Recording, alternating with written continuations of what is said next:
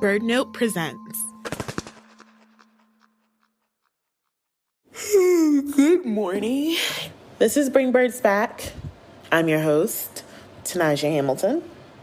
And I'm tired. Okay. For today's show, we're looking at our morning cup of joe, how our coffee impacts birds. I'm trading in the usual Folgers in my cup for certified bird-friendly coffee. All right, our first sip. That is the stuff. So good. This coffee is from Café Mesa de los Santos in Colombia. The plantation, coffee farms are often called plantations, a holdover from the days of European colonization, is run by Oswaldo Acevedo, and they've been growing coffee for a long time. In our family, I'm the fifth generation of coffee growers, so we've been working in coffee since 1871. Wow. So there is a lot of tradition in this thing, and now I'm about to pass to my son. That's such an incredible legacy to carry on, and I love that you're saying that you're going to pass it on to your son. Well, that's what I want. I'm not sure what he wants. So I'm curious because you mentioned that this farm has been in the family for a good long time. This is a fifth generation farm. Has this always been a bird-friendly farm, or has that changed over the past couple of years? Well, initially, farms in our country used to be a multi-purpose farm. So they had cattle, they had sugarcane, and they had cocoa, and they had coffee. Those were the four most common agricultural production in the farms. What I did in 1996 when I took over was to convert all to coffee. So right now, all the area is planted in coffee, and all the area is planted with shade trees. And those shade trees are what's so special about farms like Oswaldo's.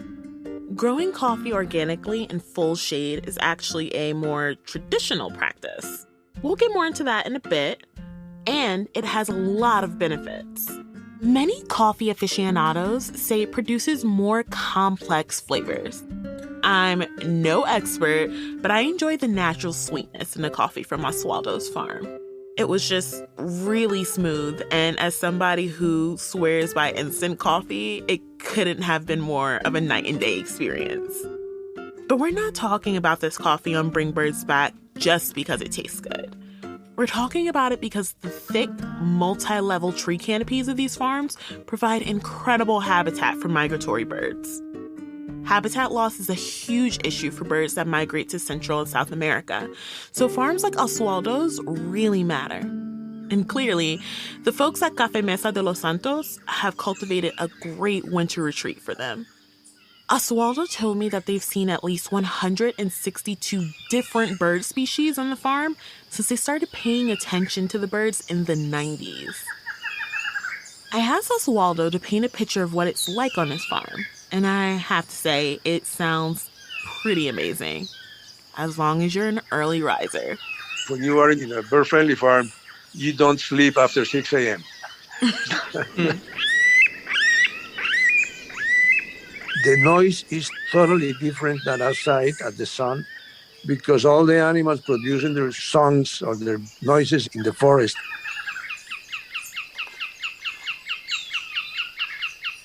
When you walk into the coffee farm, immediately you walk into the forest. You feel the change in temperature. It could be 5 or 6 degrees if you are at the sunshine or you are inside the forest. It can be 6 degrees Celsius or 11 degrees Fahrenheit cooler in the shaded forest than under the blazing sun. For example, if it were 86 degrees Fahrenheit in the sun, which is a bit too hot for my taste personally, it might be a sweet 75 degrees Fahrenheit in the shade, which is my kind of weather. That's especially meaningful for farmers like Oswaldo, working in much nicer conditions than on an industrialized full-sun farm. And the shade isn't the only benefit to the farmers. The birds help out too. The main thing for us is that they are insect controllers. So birds are good to controlling the populations that can harm the coffee. So that way we don't have to use chemicals to spray in the plantation because birds take care of that. For instance, at this time of the year, summertime, there is a big abundance of worms and many insects. So you can see birds taking care of those ones because they are very delicious for birds. How does it feel to see birds on your coffee plantation, knowing that you're giving them a safe place and a place for refuge? That means happiness. Everybody's happy with the birds. Very, very happy. Even with the 6 a.m. wake up call? yeah, yeah, yeah. Yeah, young people like to sleep late, but once you reach certain age, it's impossible. Thank you so much, Oswaldo. This has been really great. My pleasure. Thank you.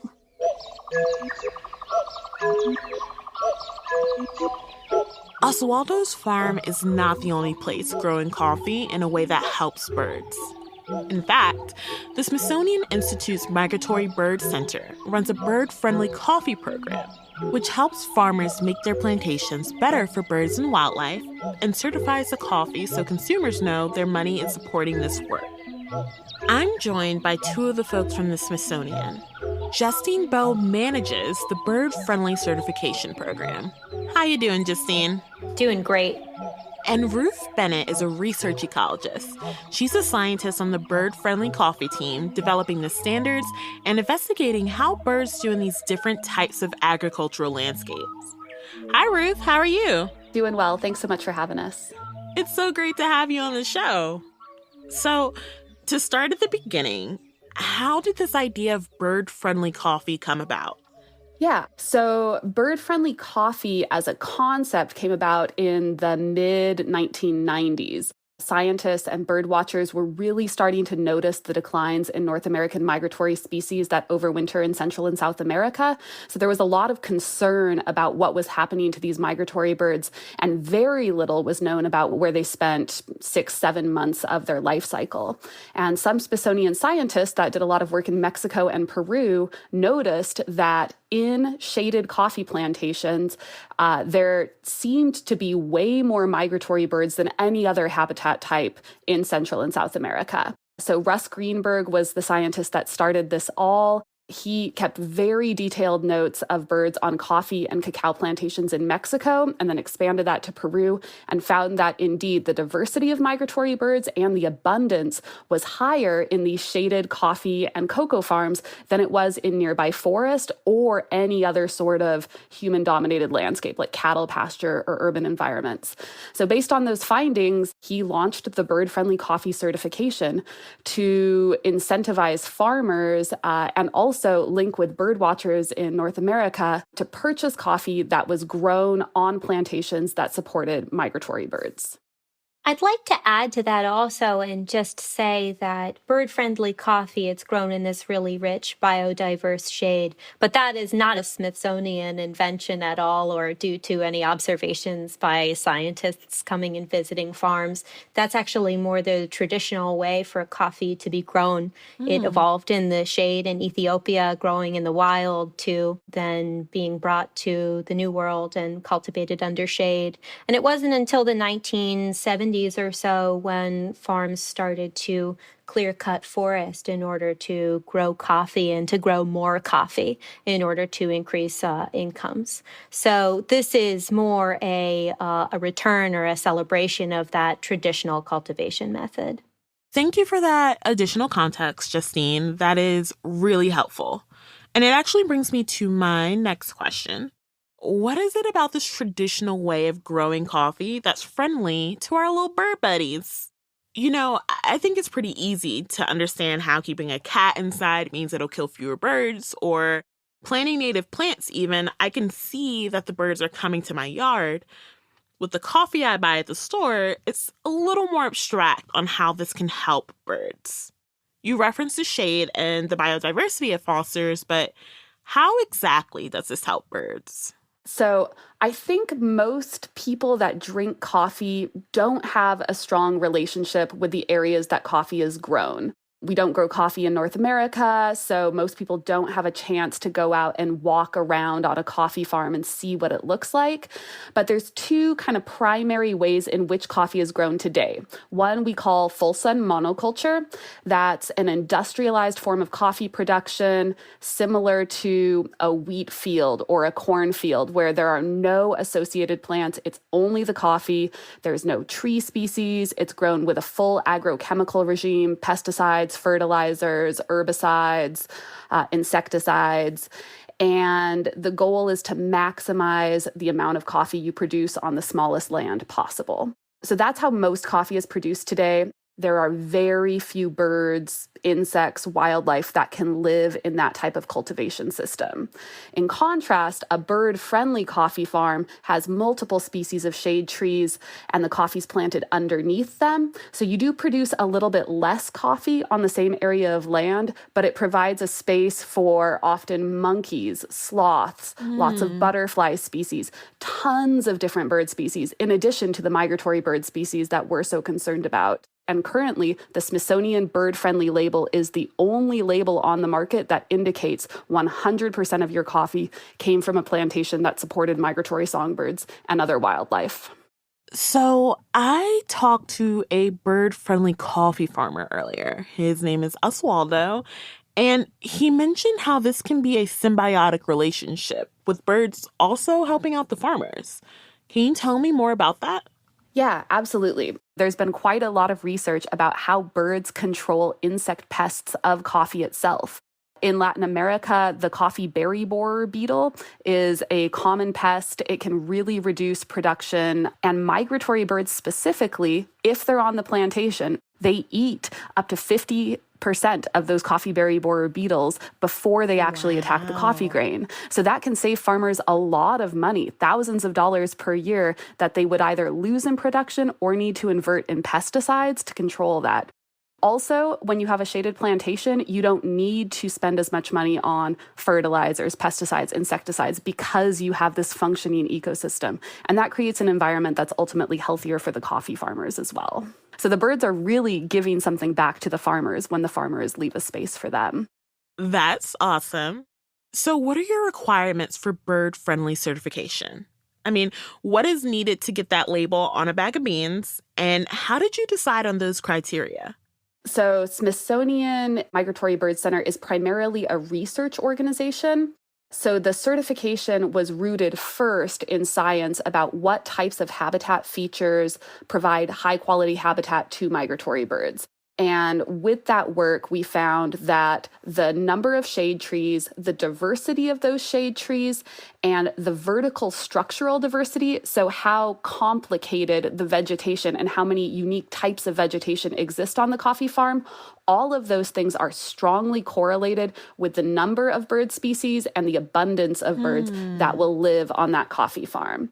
So our standard reflects that original research that was done. And then there was a second level of research with coffee farmers and coffee industry groups to verify whether or not our standards would work for coffee production. We weren't interested in creating a standard that was so strict that no farmer could make a living income if they farmed according to our standard. So there was a negotiation period that happened in the late 90s between a lot of different coffee institutions where we received feedback about what percentage of shade could be planted above coffee and still have a viable coffee crop come out of it. So our standard is really a fusion between what's best for birds and what farmers are able to do and still produce coffee. Does it allow for farmers to charge more for their crop, the fact that they have this bird-friendly certification? Sure. Farmers can negotiate a premium with their buyers. We don't set that price, so it ranges. Anecdotally, what we hear is anywhere from 3 to 5 to 10 cents more per pound for bird-friendly coffee, even going up to 25 cents a pound for the right buyer. Japan. So, yeah, there are some big bird-friendly fans in Japan, which is pretty neat. Interesting. Now that we've kind of pivoted to talking a little bit about farmers, I'm really curious about how do farmers find you? And are there outreach efforts that you all undertake to kind of invite them to the table? Farmers who have really great shade on their farm and who grow organic certified coffee can become bird-friendly certified. They just request an audit from our bird-friendly certifiers, and these are third-party professional auditors that we've trained who are actually out in the field visiting farms, talking with farm owners, and helping them make decisions about how to certify or not certify their crops. So those certifiers are often already there in organic farms, and they're aware of us. They're aware of what bird-friendly habitat looks like and what it does, and oftentimes we'll discuss that as an opportunity or a possibility with those farmers. I would say the certification is not right out of the bag accessible to all farmers because we do require this third-party audit. That's something that tends to be very expensive for a single farm that's not part of a larger cooperative. So most of the groups we certify are either already organized in farmer cooperatives or they're large estate farms. Yeah, I'm very interested in that accessibility piece. And I'm curious for farmers who may not have those means, but who are interested in conservation and who are interested in making their farm habitable for these birds. What does that process look like for them? Are there efforts underway to help?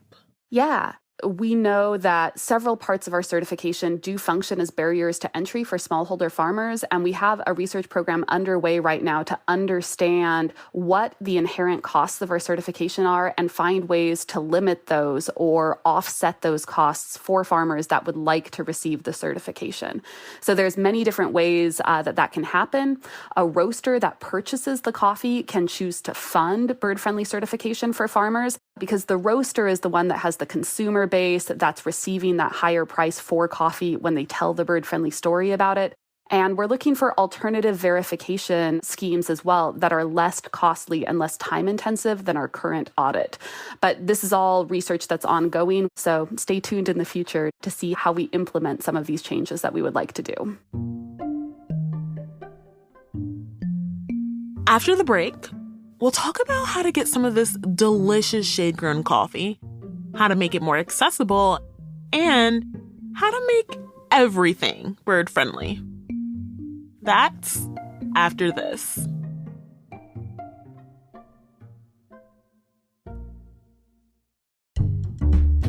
Are you looking to begin bird watching, find new ways to appreciate nature? Just looking to push your birding skills to the next level? You can find courses on all of these subjects and more at the Cornell Lab of Ornithology's Bird Academy. Bird Academy's self-paced online courses continue a century-old Cornell Lab tradition of sharing the wonder and joy of birds with people from all walks of life. Whether you're just starting to discover the joys of birdwatching, a budding ornithologist, an expert looking to fill out your life list, or you're interested in skills like nature journaling or bird photography, Bird Academy has something for everyone. To find out more, click the link to Bird Academy in the show notes, or find them at academy.allaboutbirds.org. That's academy.allaboutbirds.org.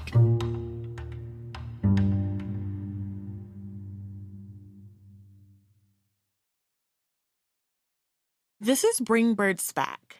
I'm Tenijah Hamilton, and I'm talking with Justine Bowe and Ruth Bennett, who work on the bird-friendly coffee program at the Smithsonian Institute's Migratory Bird Center.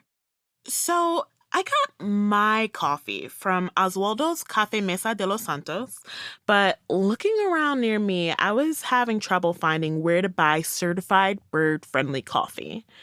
I know I can buy it online, and you have a really nice store finder on your website so people can find the nearest retailers, but it was definitely, requiring some more planning. How can bird-friendly coffee grow and become less of a niche offering? Sure. We are growing, and sales over the past 5 years continue to double. So that's the good news. The bad news is that it's true, it can be tough to find. There are a few national chains that do carry it. You can find bird-friendly certified coffee at all Whole Foods. You can find it at Pete's Coffee and Tea. The other issue is that we need to raise awareness for bird-friendly certification and for this concept of doing better by biodiversity in the way that we grow food. So what we do recommend to people is that, as Ruth mentions, it doesn't happen unless there's the demand from the actual end user, from the coffee drinker, from the consumer. You need to talk to your local grocer. You need to say, I want a bird-friendly coffee available here. Here's where you find it. drinkbirdfriendlycoffee.com.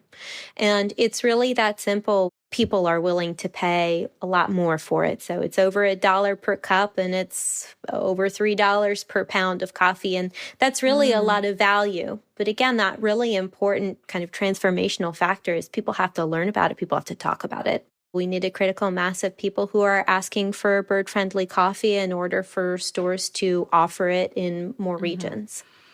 And it seems really important to also draw attention to, and this is something we mentioned earlier, you're getting better quality, you're doing better for the environment. So it's kind of when you look at it in totality, it might take a little more work to source, but it seems very much worth it. That's what we are standing behind. Certainly from a quality perspective, we are super happy with the quality of bird-friendly coffee. You get what you pay for, and that's not just in the coffee bean, but that's also in the quality of the habitat that's there.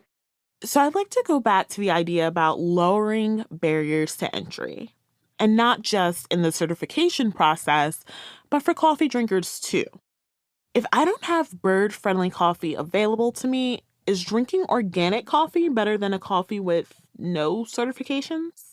Yeah, absolutely.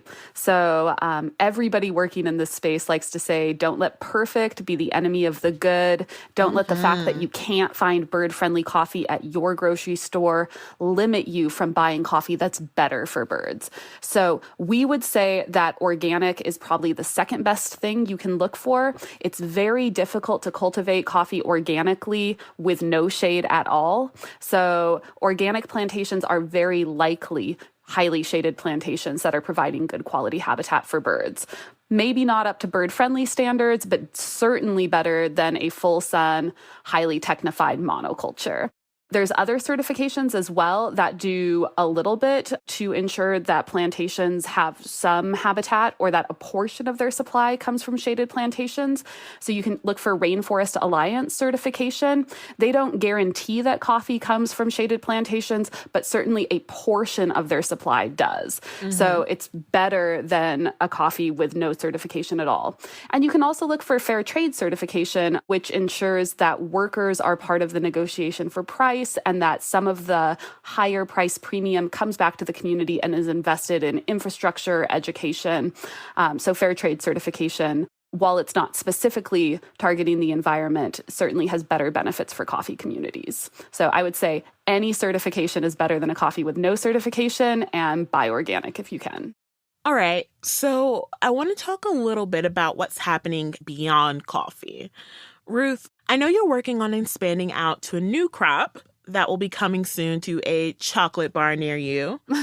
Tell me more about this and where you envision the bird-friendly program going.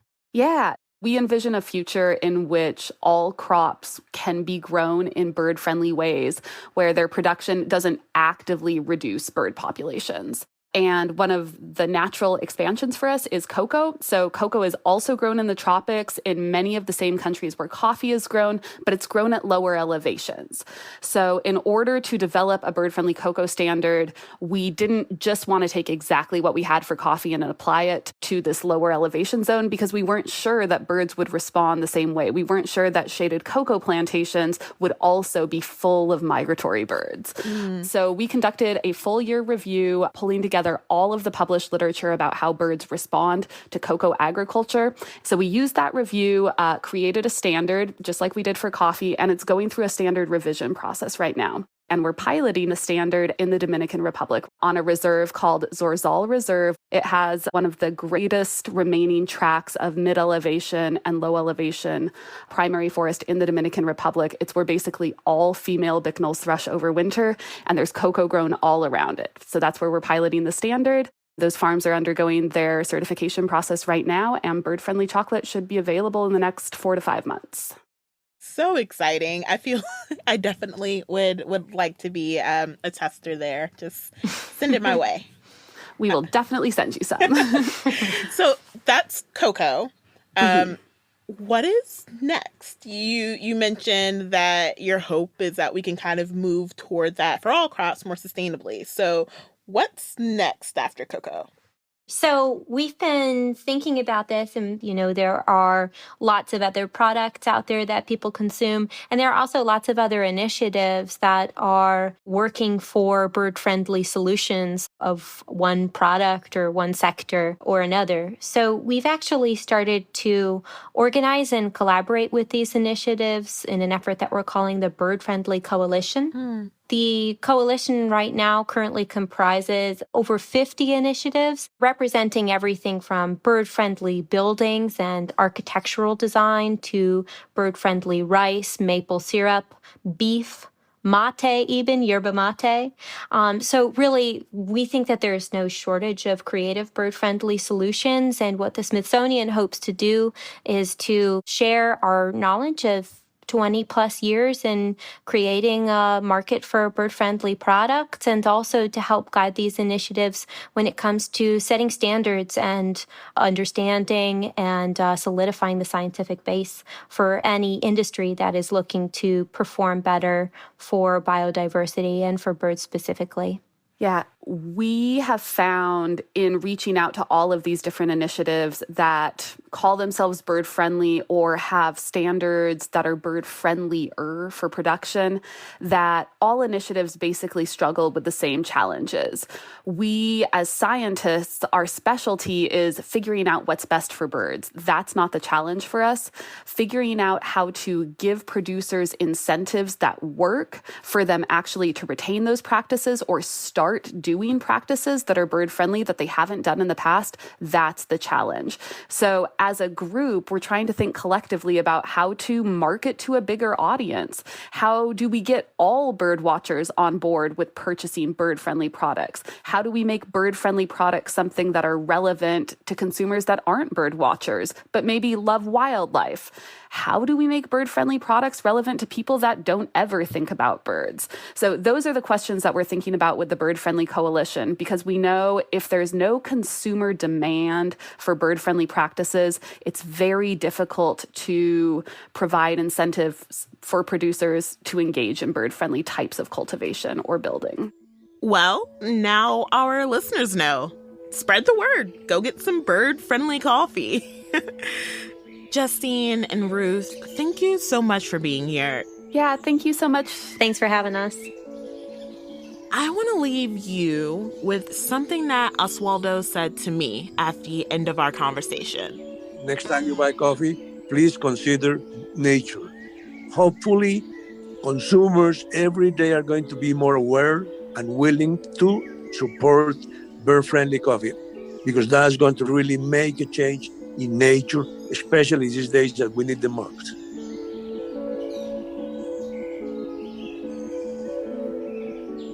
You can find links to the Smithsonian's Bird-Friendly Coffee Finder in the show notes and on our website, birdnote.org. Check it out, find your nearest retailer, and if you don't have anyone selling bird-friendly coffee near you, talk to your local coffee shop. Spread the good bird-friendly word. Even if we're not able to see the impact that these coffee farms have, we can help our feathered friends one cup at a time. Bring Birds Back is produced by Mark Bramhill and me, Tenijah Hamilton. We're edited by Olowokemi Aladesuyi of Rough Cut Collective. Our content director is Allison Wilson. Our lead science advisor is Trina Bayard. Music is by Cosmo Sheldrake and Blue Dot Sessions. And thanks to our seasoned sponsor, the Cornell Lab of Ornithology. Check out all they have to offer, like Bird Academy online courses and the Merlin ID app at allaboutbirds.org. Thanks for listening, and tune in next time for our season finale, where Bird Note goes to the beach. See you then.